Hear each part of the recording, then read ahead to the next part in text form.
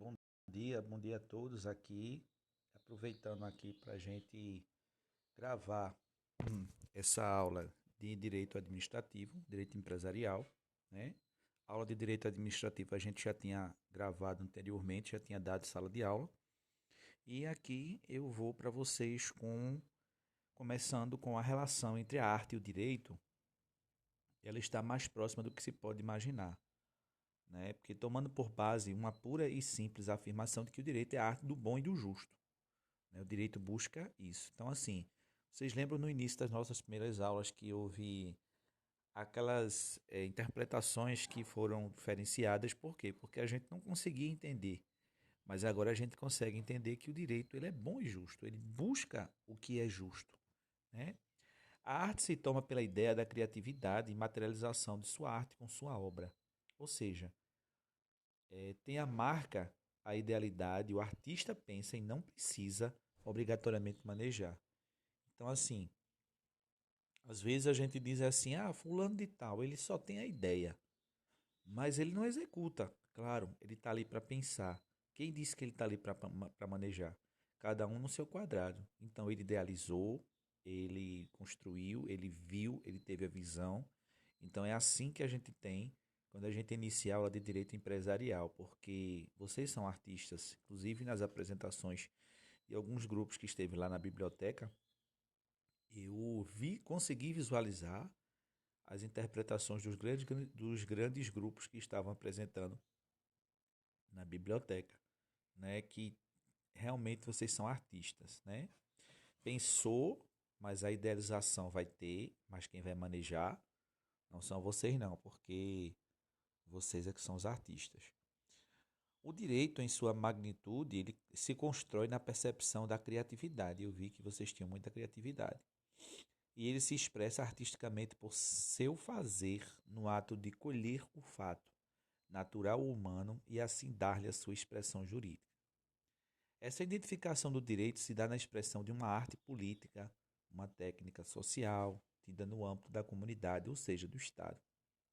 A história da humanidade pode ser contada como a história do desenvolvimento econômico, né? Como tudo começou, como a economia tem para se manter o país, ou seja, com o início das iniciativas de desenvolvimento econômico, esforços de cada um individualmente para oferir suas próprias riquezas, ter seus próprios benefícios pessoais que a gente busca e que acabaram beneficiando toda a humanidade, né? Dando-lhe desenvolvimento e prosperidade. Imagine se cada um, eu tive a ideia de construir um ventilador. Poxa, por quê? Porque estava muito quente. Então essa ideia teve uma prosperidade muito grande, porque ele não só beneficiou uma pessoa, ele beneficiou a todos. O comércio e o mercado são fenômenos humanos vitais. O contrato, a matemática, as terras, a siderurgia, a navegação comercial, tudo isso foi visto pela ótica da empresa e atos de comércio. Tudo isso veio também anterior ao novo Código Civil, que as normas do direito comercial eram regulamentadas só sobre o ato de comércio. Então a gente só tinha comércio. Então quando a gente começou, o artista começou a produzir, o artista começou a ver que tinha visibilidade, o artista começou a perceber que estava contribuindo para o resto da humanidade, e aí vem surgindo o Código Civil, porque o Código Civil é algo novo, é algo que veio abranger a sociedade civil. Aí veio a prática do comércio, né, que foram regulamentados pelos atos de comércio, que eram definidos como atos praticados pelos comerciantes relativos ao exercício de sua atividade.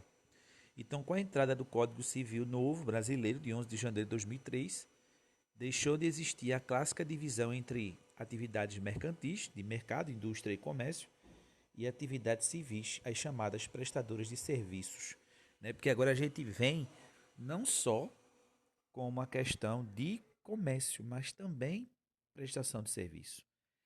E não podia só ser feito como atos de comércio, porque para efeito de registro, falência, recuperação de empresas, antiga concordata, né? Então, assim, precisou abranger os dois. E aí, como é que fica?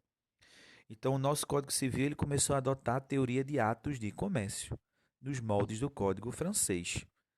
É, adotávamos o critério de divisão das empresas, as atividades exercidas por elas, ou seja, se dispunham que a sociedade constituída como objetivo social de prestação de serviços, que é a sociedade civil, tinha o seu contrato social registrado no cartório de registro das empresas jurídicas, exceto as sociedades anônimas, casos específicos previstos em lei. Começou a ter contrato, então, portanto, o direito comercial tratou-se do ramo do direito que tem por objetivo regulamentar a atividade econômica daqueles que atuam de forma organizada, com habitualidade, não pode ser de forma eventual, na circulação de produção de bens e prestação de serviços. E o objetivo era obter lucros. Isso é a característica e a definição de direito comercial. Ela tem como regulamentação regular a atividade econômica, atuando de forma organizada, com habitualidade, prestando serviços, produzindo bens e circulação de serviços. Prestação de serviços, e o objetivo era lucro. E o Código deixou de agrupar as sociedades civis de fins econômicos ou lucrativos sob o mesmo prisma, passando a se considerar sociedades empresárias. E aí aqui são as antigas sociedades mercantis. E aí surge o direito empresarial. O que é o direito empresarial? O que é a definição? Preste atenção lá que tem uma questão da prova sobre direito empresarial. Definição, tá? Ela trata-se de uma atividade econômica organizada, exercida de forma habitual, ou seja, com habitualidade, para a produção e circulação de bens e prestação de serviços. E o objetivo é lucro. Olha aí que ele ficou um pouco parecido com o comércio. A diferença é que ela é uma atividade. Ela não, lá ela está dizendo que atua de forma organizada. Nessa não, é uma atividade econômica organizada, porque ela tem que ser empresarial, tem que ser organizado. Não deve agir, ela tem que ser. Então, trata-se da atividade econômica organizada, exercida com habitualidade para produção, circulação de bens ou prestação de serviço. Então, está abrangendo prestação de serviço, objetivando lucros segundo o artigo 966 do Código Civil. E quais são as características do direito empresarial? Agir com profissionalismo. Agir com profissionalismo é com habitualidade e pessoalidade. Eu tenho que tratar com pessoa certa, com pessoa natural, né? De pessoa jurídica para pessoa física. Atividade de produção, ela está ali para produzir, por isso que a gente dá valor ao artista. Circulação de bens ou prestação de serviços. Tem finalidade lucrativa e tem que ser organizada. Essas são as características. O profissionalismo é exercido da atividade com habitualidade na prática dos atos. É interação da exploração da atividade e pessoalidade, exploração da atividade em nome do próprio. Atividade econômica, exploração do empreendimento que tem finalidade lucrativa. Organização, reunião e articulação dos 4 fatores de produção de capital, que é o primeiro, capital, que é o dinheiro necessário para poder você investir, para articular os bens, né, para poder você manejar, para que você possa comprar matéria-prima e produzir e vender, né? Precisa de insumos, que são bens materiais ou imateriais. Precisa de mão de obra, que são os terceiros organizados, coordenados pelo empresário, para poder trabalhar em sua determinada empresa. E a tecnologia, que ela é primordial. Então, esses são os processos de organização: capital, insumos, mão de obra e tecnologia. A produção ou circulação de bens e serviços são atos passíveis de serem praticados pelo empresário na exploração da atividade. Produção de bens, circulação de bens, produção de serviços, circulação de serviços, na produção, a finalidade e busca mercadoria no produtor. Com a ampla aplicação da teoria dos atos de comércio, passamos a adotar agora a teoria de empresa. Segundo Almeida, abrange a atividade empresarial como todo e nem mais apenas aquelas atividades anteriormente definidas. Portanto, agora a gente vem, quem é o empresário? O empresário é aquele que exerce profissionalmente atividade econômica organizada para a produção ou a circulação de bens ou de serviços. Então, a gente já tem a definição de empresário ou empresária, que é aquele que exerce com profissionalismo uma atividade econômica organizada para a produção ou circulação de bens ou de serviços. Isso nos mostra que o nosso sistema jurídico passou a adotar uma nova divisão que não se apoia mais na atividade desenvolvida pela empresa, isto é, comércio ou serviços.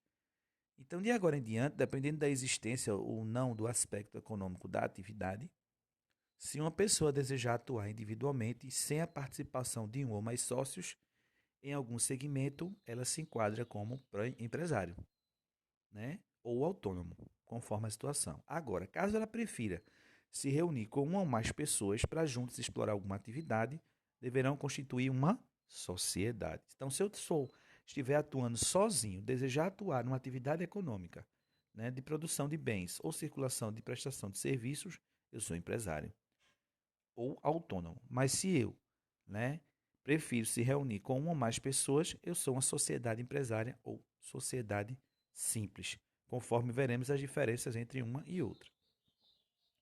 E quem é o empresário? É a pessoa física ou jurídica que profissionalmente organiza uma atividade econômica de produção ou circulação de bens ou serviços.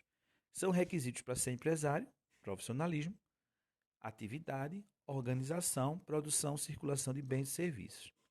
Em regra geral, pelo sistema de atos de comércio, as prestadoras de serviços ficavam sob proteção do direito comercial, devido à sua não previsão no antigo regulamento de 1850. Agora, com o artigo 966 do Código Civil, passarão a ser atos de empresário. Os requisitos enumerados são profissionalismo, atividade, organização, produção, circulação de bens e serviços.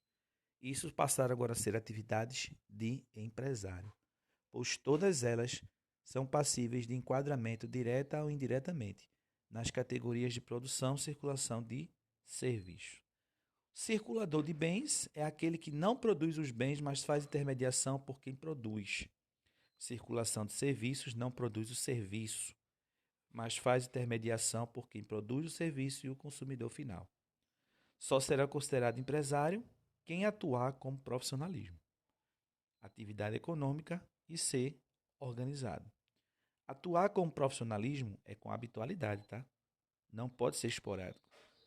Pessoalidade é exercer diretamente a atividade. A execução pode ser exercida pelos seus contratados, mas o empresário tem que agir diretamente. E a atividade econômica tem que ter fins lucrativos. Exceção: existem pessoas que atuam com profissionalismo de modo organizado. Atividade econômica que não são empresários. Não será considerado empresário quem exercer o profissional intelectual de natureza científica, como médico, advogado, dentista. Esses não são empresários, tá? Exceção da exceção: se um desses profissionais constituir elemento de empresa, por exemplo, médico que presta serviço em seu consultório, não é empresário. Hospital presta serviço tem constituído elemento de empresa, diferentemente de ambos que prestam serviço com profissionalismo. A diferença está no ato de que o médico atua com pessoalidade e na clínica, no hospital, o médico atua como empresário e muitas vezes nem atende o paciente.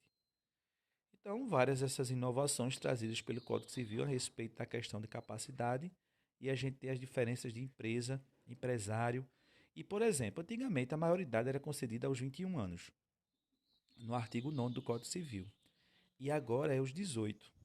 Dessa forma, houve alteração também nessa parte referente ao direito de empresa, porque o Código Comercial trazia em seu primeiro artigo que poderia comerciar todas as pessoas que se achassem-se livre de administração de suas pessoas e bens e não fossem expressamente proibidas pelo mesmo Código, além da legitimidade dos emancipados, filhos que tivessem mais de 18 anos, com autorização dos pais por meio de escritura pública, mulheres casadas também maiores de 18 com autorização de seus maridos.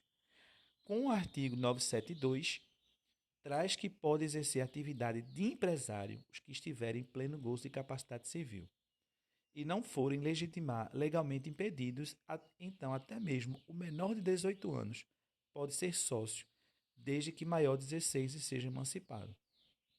Já o menor de 16 de idade só poderá participar da sociedade se estiver devidamente representado pelos seus responsáveis legais, Entretanto, não poderá exercer atividade de administração de empresa.